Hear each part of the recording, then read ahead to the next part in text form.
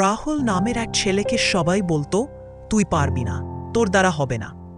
রাহুল পড়াশোনায় খুব ভালো ছিল না, আবার খেলাধুলাতে সবাই তাকে ছোট করত। কিন্তু ভেতরে ভেতরে সে জানত, আমি চেষ্টা করলে পারবই।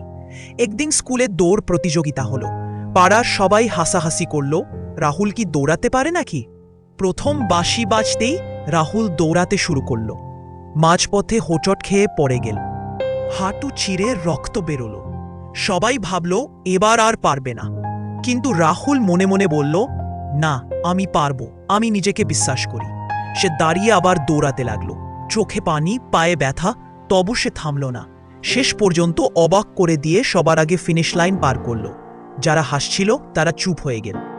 রাহুলের মনে তখন একটাই কথা, আত্মবিশ্বাসী আসল শক্তি।